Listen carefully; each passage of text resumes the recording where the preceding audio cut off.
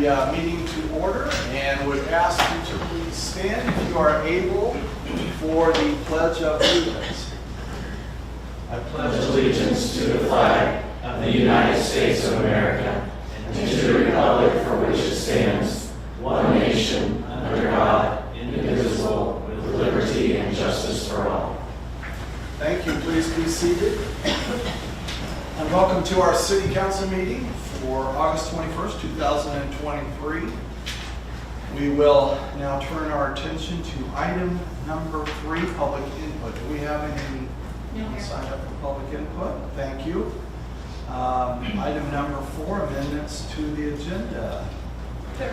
Thank you.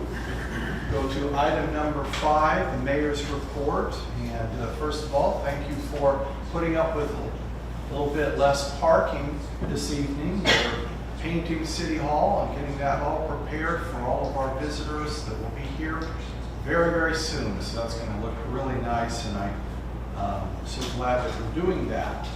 I want to thank everybody that was involved in the street dance, putting stuff together, volunteering and tearing down in 108-degree weather. And thank you for for all of your efforts. Also want to introduce Milton Collins, our new community development director, and he is sitting out here in the audience, and he has a fine resume. He worked at, came from the Board of Public Utilities in McPherson, and he previously worked at the City of McPherson. He also previously was a student at Bethany College. He played football. He was here the entire 4 years, and we're just thrilled to have him back in town. And he's been in the community for the last 10, 12 years, the county, but we're glad to get him back here, so welcome him. Say hi to him if you haven't yet. You'll find he's just a super guy and has where he's going to do well. Okay, we are also, yesterday, the Weekday Church School celebrated their 100th anniversary, 100 years. Dr. Virgin of Bethany Lutheran Church in 1923 was kind of instrumental in getting it started. I want to congratulate Stacy Lott and Eileen Patrick, the co-directors of that fine program. And then just a couple other little things that I see and I just want to comment on, and one of which is you may have seen Erica Lysell is involved in Laundry Love, And that's just, it helps people who need their laundry done, who doesn't. And they take care of the expenses. They set a certain time to come and bring your laundry. And Erica has been the sort of the coordinator of that for quite a while. And it continues on, and I think what a wonderful thing, act of kindness for people who just need a little boost. They're having problems, or not problems necessarily, but life is hectic. You've got kids and you don't have enough quarters and all of that. So they allow people to come to the laundromat and they help them get their laundry done. What a great deal. And then along that lines, I also noticed Smoky Valley Baptist Church has been doing a senior lunch, just a senior lunch. Seniors come and have a free lunch, and I think what a nice thing to do. I have not been over there. I will in 25 years when I am a senior. Anyway, want to thank them and Pastor Jeff Quigley for his efforts to make people feel welcome. So we have tons of stuff that around the community. But that's just two that I saw this week that I just thought should be mentioned. With that, we'll turn our attention to item number 6, the consent agenda, and there are 3 items. These items are routine and acted by one motion. There will be no separate discussion unless a council member so requests. Item A is the approval of minutes for the regular meeting August 7th, 2023. Item B, payroll ordinance number 5438, and item C, purchase order ordinance number 5439. Is there a motion to approve the consent agenda? So moved. Second. We have a motion and a second. Are there questions on the motion? Seeing no questions, we'll have our city clerk call roll, please. Councilmember Siebel, Yes. Bruce, Yes. Smith, Yes. Peterson, Yes. Gatorade, yes, Allen. Yes. Thank you, council. Motion passes, and thank you, Roxy. Now turn our attention to item number 7, appointments. We have 2 appointments this evening. First one, item A, is Housing Authority Board, and we've had kind of a vacancy on that board. We found a really good, member for that. Dr. Mandy Todd, I'm sure many of you know her, and she's the chaplain at Bethany Village, and does a whole lot of things around here. And now she's got one more thing, and has agreed to be on the Housing Authority Board. And that's, I know that her heart is, so that would be a very good fit. Secondly, item B, Planning Commission, and this is not really a new person. Jeff Kurtz has been on the commission. When he came up for renewal, I'm not positive we got him on the list, just to be sure we're doing a do-over. So anyway, those 2 are appointments, and Zach and I forget, do we want to take a vote or we just ask for objections? You can just ask for objections because they're mayoral appointments. Okay, any appointments are made or objections to either of those appointments? Seeing no appointments, thank you. We have 2 good people there. We appreciate their efforts. Item A, committee reports. Madam Administrator, do we have any committee reports? Not officially, but I would like to mention that the Planning Commission and Design Review Board meets tomorrow evening. I will be leading that meeting. Milton will be the secretary for those 2 committees when he's ready, but I didn't want to throw him into the fire on his second week. So I'll be leading that meeting. They have a couple of items that they'll be discussing. If they move those forward, those will come back to council at your next meeting on September 5th. Those items will be the appearance limits and the mobile food vending policy. So they will be considering revisions that were sent from council back to the committee, and they could take action on those tomorrow. Great, thank you. Any questions from the Can we get the most recent draft of both of those to us, this council? And I guess, does the community know what the latest version is in those? Well, the latest version is what has already been considered. This is just proposed revisions. So there is no new version since the last one was posted. What time is the meeting? It's at 6 p.m.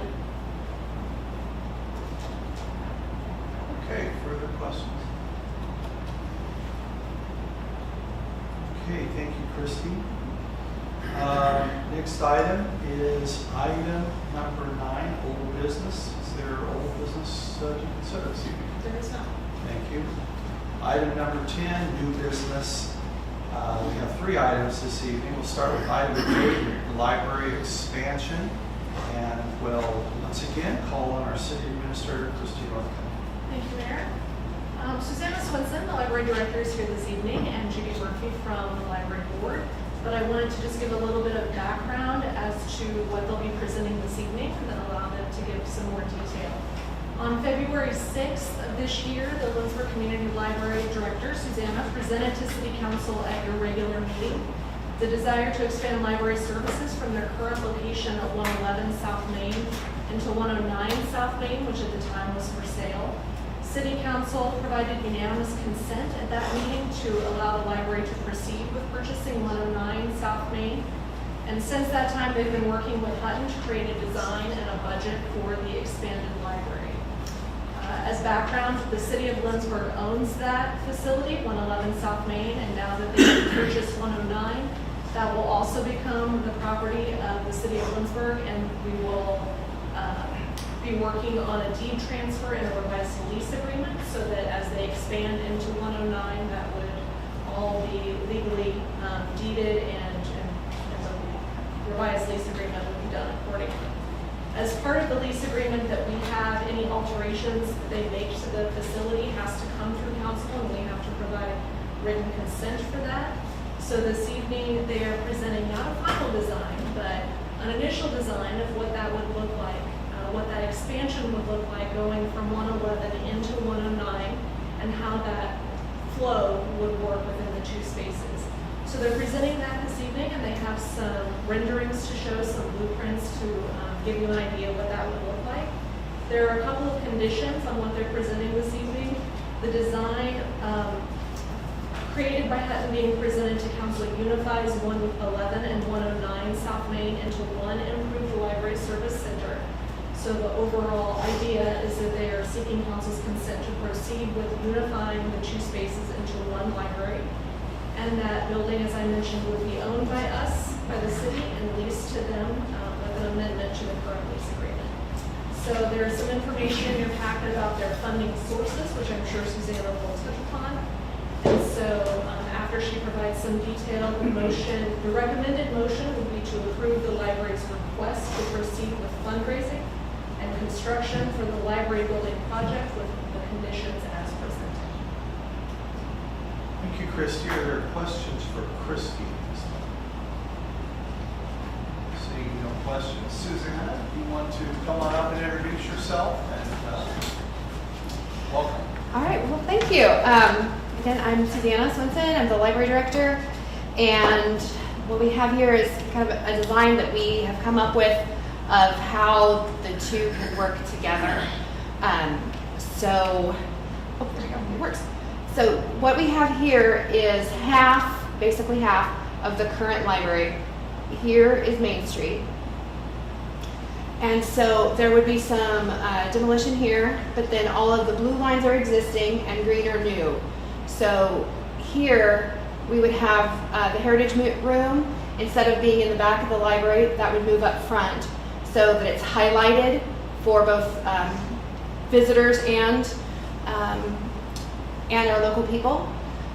Here is large print, and we have basically this much. And this would add all double-sided bookcases here. Senior citizens are a large portion of our demographic, and they like large print. So it's an accessibility issue there as well. Here is one of the main things that we would enjoy, and that's an archway to get into 109 from inside. So this would be public access, and then there's another place where you can see the other side. This would be an updated circulation desk, front desk area. That is included in the budget for Hutton to design and build. Our current circulation desks, was built for 2 different offices, both in different buildings. So this would make it a lot more efficient than what we currently have. This would be a door for staff use that would go directly to the staff spaces on the other side. One thing that we've had a lot of people in discussion talk about is the want for more nonfiction. And so this design puts the nonfiction here, and this is an extreme expansion of possibilities for nonfiction. Our current selection could fit in all of that. And here you have additional bookcases here, here, here, and here, as well as more seating. This is DVDs and movies. It does allow for more expansion. We currently have just 4 racks. This would allow for 6. This is allows for expansion of our public access computers. We have quite a few people who choose to have the library maintain a printer rather than have a copier or printer themselves. Some can't afford Wi-Fi or computer access personally, so that's an excellent thing. We currently have 4 available. This makes room for 2 additional for 6. 6 is the current general best practices recommendation for a library of our size by the state of Kansas. Here is where is currently the storytime room. There's a hallway right here now, so that wall would be taken out, the stairs would be taken out, this wall would be taken out and moved a little bit further west, and this would become a teen space. We don't really have a teen space now, and that was something that came out when we were asking community members what they would like. So that's what we have here. If you want to move to the next one.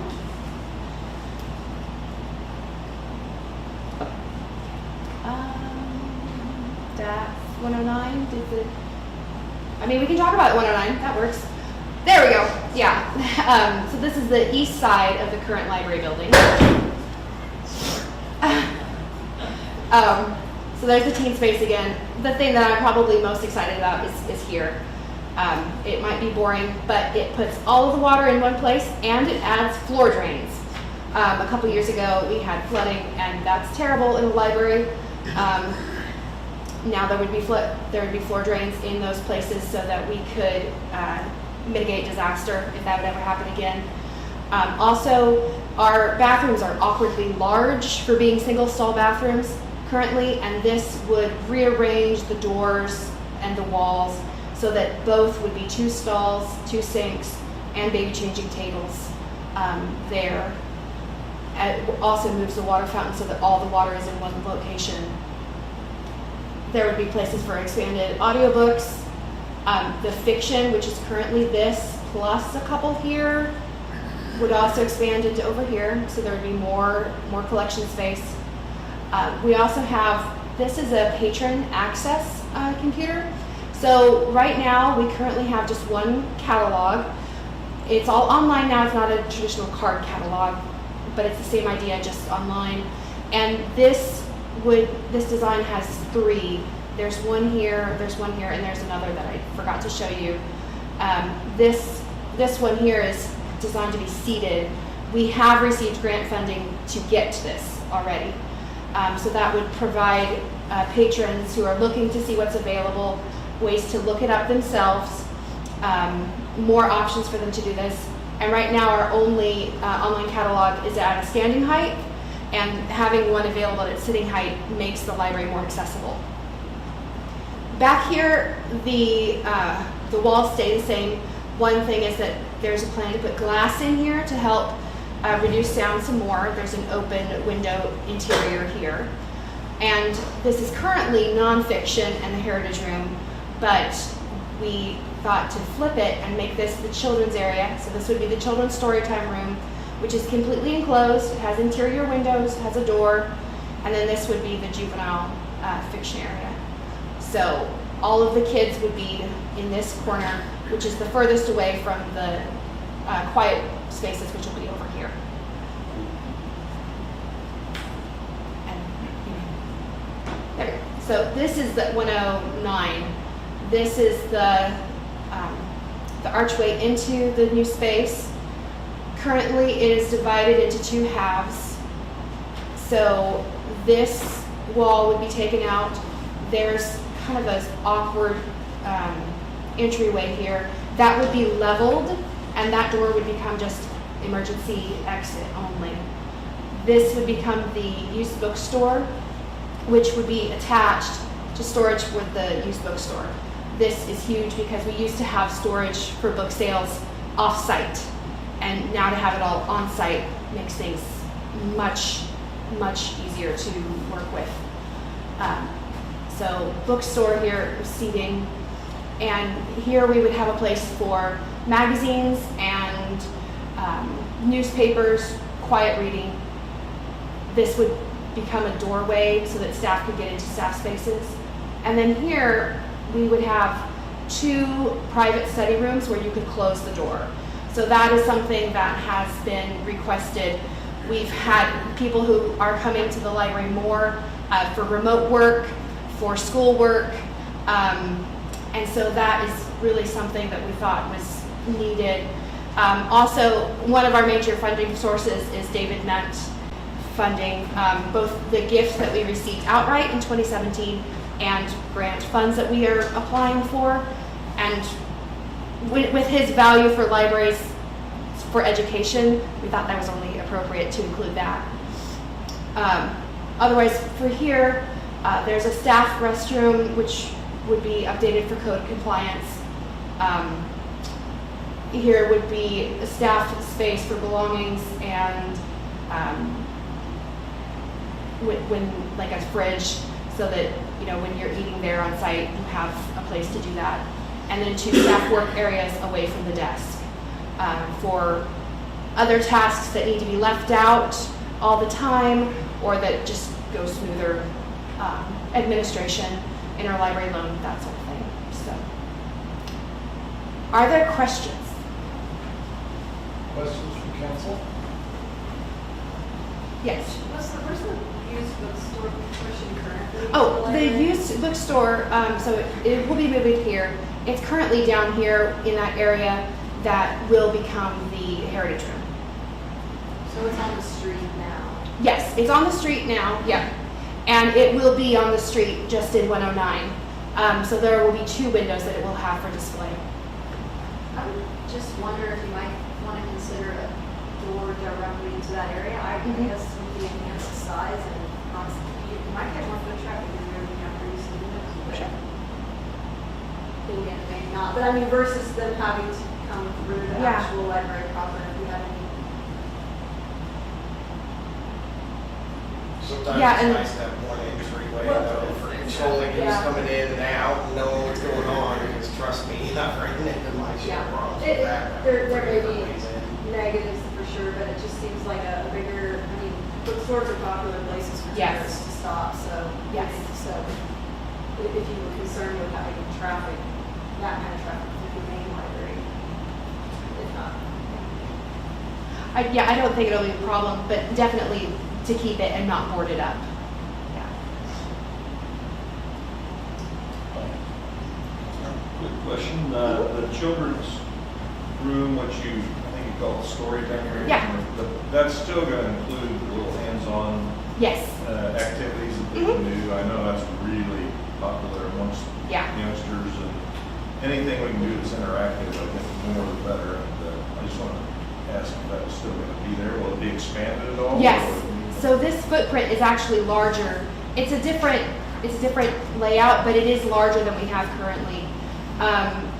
This here, the idea is like that we have our play kitchen over here and puppets and place to read and the train and tables, and then again tables set up for like probably drawing most of the time. And then back here this is all mobile in the middle. So we'd be able to move things in order to have Lego Club back here still. So, and lots of our early literacy things for 5 and unders to be available all the time. Did you come up with most of this design, or was this done by Hudson, or? Yeah, so this is a design by Hutton. I worked with them, yes. So you gave them substantial input? It Yeah, looks like you pretty much know exactly the Yeah, area yes, that wants to go to. yeah. Okay, good. yeah, I yes. know a lot of projects that we run into, sometimes the people involved don't get enough say in it, and sometimes there's issues. Yes, But yeah. you're real happy with how, Mhm. okay. Yeah, there was quite a bit of discussion of like, well, yes, the books can go there, the bookcase does work that way, but it doesn't work if you're wayfinding. So that's, Well, I this is definitely updated with that. prefer whatever the department sells it than Yeah. they sell it. Yeah. In regards to lighting in Mhm. your existing facility, have you had input in that? Do you have issues with lighting? Yes. We are in the process of updating our lighting. It's not great. And I will ask the architect specifically, I'll ask Justin, but I'm pretty sure updated lighting is included. So. Roxy, you want to show the rendering of the front? Oh, yes. That has, you can see some of the lighting in that. Yeah, so it is, and this is one artist rendering of like if you would go up to the front desk and maybe look at something like this. This is like an online catalog again there, and this is different. So it would be, these bookcases are actually taller than presented here, but that would be similar. This is the children's space, an artistic rendering of what you could design it to be like. Again, here's the main like juvenile fiction area. This is a little distracting to know what's going on there. These are interior windows that are looking into what would be the story time room for early literacy, which then look out to the exterior. So, and then this is one idea for nonfiction, to have mainly stacks, but then a lot of seating for people.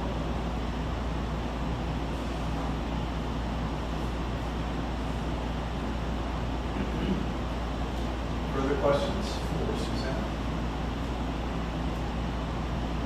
Hey, Suzanne, is that it, your presentation? Yes, I think so. Okay, great, thank you.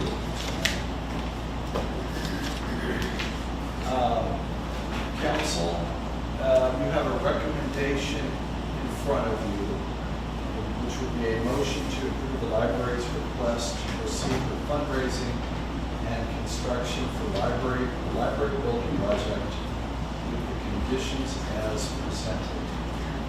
Is there a motion? Second. We have a motion and a second. Are there questions on the motion? Seeing no questions, I think let's have a roll call vote. Councilmembers Peterson, Yes. Danway, Yes. Allen, Yes. Smith, Yes. Bruce, Yes. Siegel. Yes. Motion passes. Thank you, council, and thank you, Susanna, and thank you, Judy Murphy, for being with us this evening as well. Thank you both for all of your hard work. Susanna, you don't have to come back up, but I did want, sometime I want you to tell me who first used the word awkwardly large bathroom. That's good. I want to use that in a sentence someday. Okay, council will turn our attention to item B, which is the city fee schedule, ordinance number 5440. Roxy, are you? Okay, we will have our city clerk fill us in on that, please. Ordinance number 5440 would amend the city fee schedule for fees related to the following items.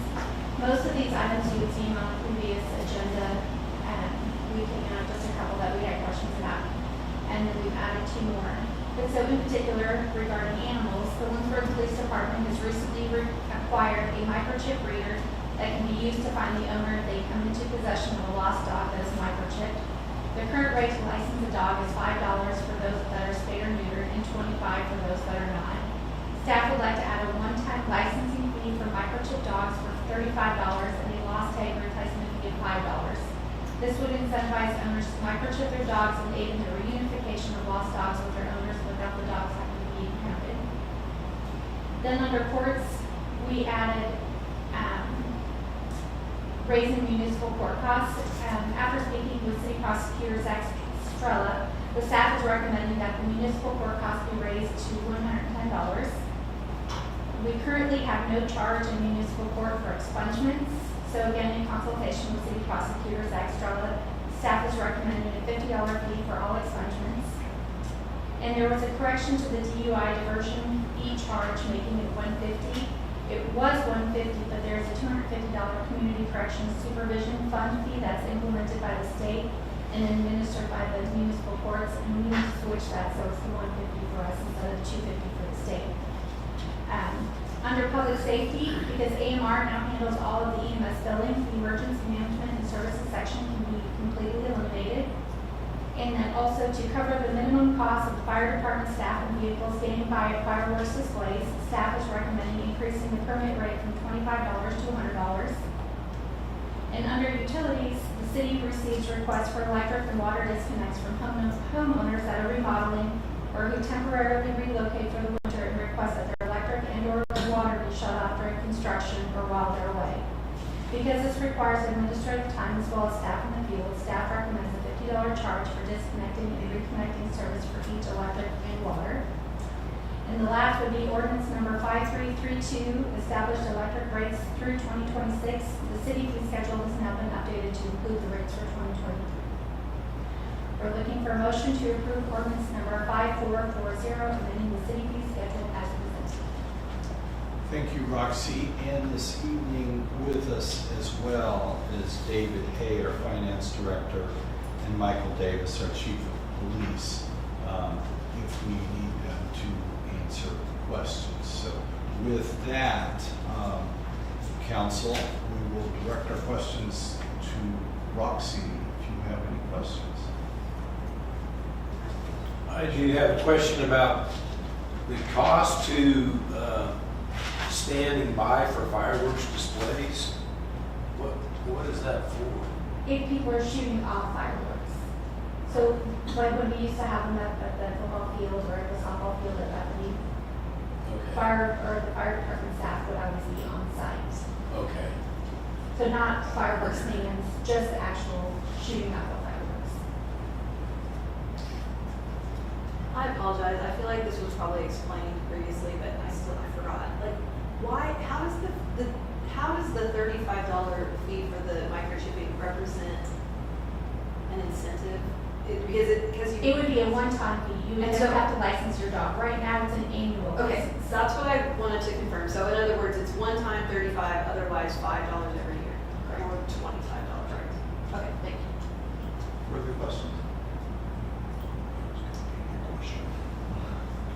On the electric shut off, haven't we gone to where most all that's done remotely now? We don't have to send anybody out to do it anymore. David, come on up if you want to answer that, please. So temporary disconnects, yes, we can do it that way, but if someone was doing a project of some type, we would actually send someone out to actually remove the meter can from the can versus leaving it in. So yes, now water is not, so it's just, and not everybody also, not all customers have disconnect meters. So some we can shut off, some we can't. It really just varies on the property. Okay. Thank you, David. Further questions? Sure. Curious question, how often does this happen? I have no concept.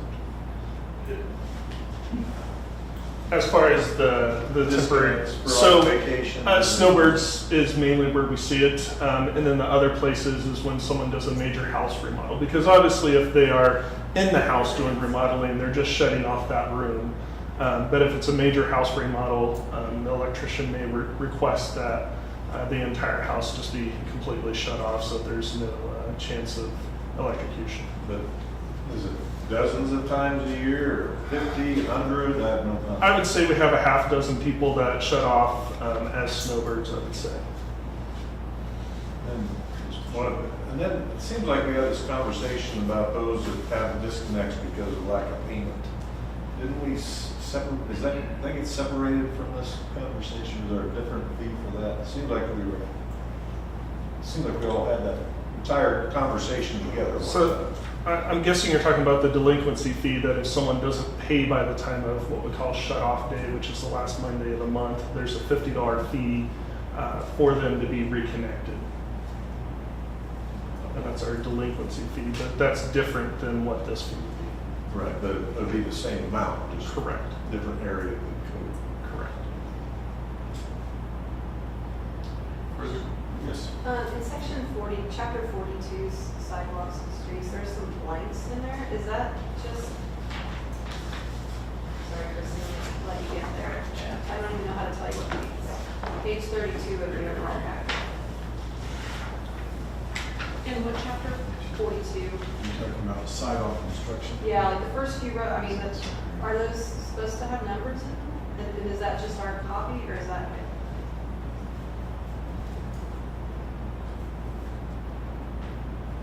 I believe that that is because we don't currently have a fee for those, but they have, they are in code, and so we list them, but they currently don't have a fee assigned. Can somebody back me up on that? It's sidewalk construction permit, citizen petition for sidewalk construction or reconstruction. I recall asking that question at the last time we brought this forward. Let me see if I guess I would ask that for clarity, if it's zero, could we just put zero in there?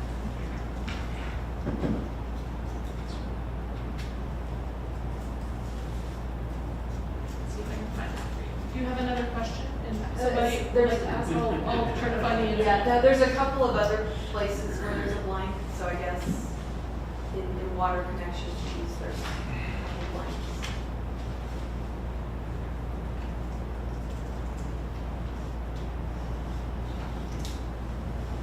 I might be wrong, but it seems like that sidewalk is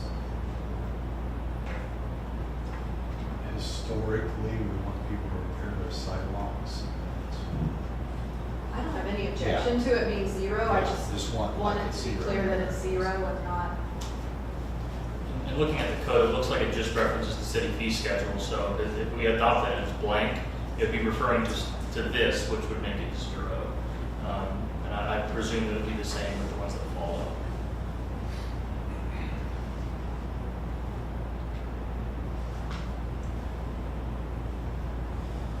When I previously asked the question of our previous community development director, because sidewalk, these fees would have been under his purview, he said that they were placeholders, that they had always been there, but that there are not current fees assigned. Yeah, I guess I would just say just put zero, because that was clear. Even, I mean, good to hear that it's not a legal issue, but. Okay, thank you. Further questions, council? Okay, seeing no further questions, the recommendation is for a motion to approve ordinance number 5440, amending the city fee schedule as presented. Is there a motion to that effect? Motion to approve. Second. We have a motion and a second. Are there questions on the motion? Will this motion include changing those blanks to 0? I think that that's. Yeah, so as long as we're all in the same understanding that that's being adopted as presented, meaning with the blanks and zeros, and we can make the minutes reflect that just for safety, we're okay. The only difference would be where she's talking about the 4-inch tab underneath water connection fee, it's actual time and material cost. So that one won't be 0, that would be a vary. Does that make Okay, sense? fair enough, yep. Further questions on the motion? Seeing no further questions, Roxy, do you call roll, please? Councilmembers Gallant, Yes. Danwood, Yes. Peterson, Yes. Smith, Yes. Bruce, Yes. Siebel. Yes. Thank you, council. Motion is approved, and thank you, Roxy. We'll now turn our attention to item C, transformers, and we will call on Chris Lindsborg, our Public Works Director. Welcome, Chris. Good evening, Mayor, City Council. Throughout the last couple of months, the electric department has been doing an inventory of current transformers that are out in the field and labeling them. They've also been doing an inventory of the transformers that we have for spares. That inventory has revealed that we are a few transformers low, and thus we would like to get some ordered for replacement because lead times tend to be fairly lengthy, and these are at 26 to 30 weeks. So we would just like to get those ordered. We've been utilizing Midwest Electric Transformer for our transformer purchases and repair. They have been doing a fantastic job. They have actually put a number of items well ahead of schedule to accommodate projects that we've had going on. So we feel that that relationship with them is going very well, and they have been doing a good job for us. So we're just looking for a motion to approve the purchase of spare transformers from Midwest Electric Transformer Services for $13,670 plus tax. Questions for Chris? How many is that? That is 4 transformers. That's 2 10s and 250 kVA transformers. You guys don't keep some kind of automated inventory or anything? I'm guessing we're pretty small. It's pretty small. We do have them on spreadsheets, but not automatic at all. So. Further questions for Chris from the council? Seeing no further questions, thank you, Chris. Thank you. Council, we have a recommendation in front of you, a motion to approve the purchase of spare transformers from Midwest Electric Transformer Services for $13,670 plus sales tax. Is there a motion? Second. We have a motion and a second. Are there questions on the motion? Seeing no questions, we will ask our city clerk to please call roll. Councilmembers Bruce, Yes. Eagle, Yes. Young, Yes. Inderwick, Yes. Peterson, Yes. Smith. Yes.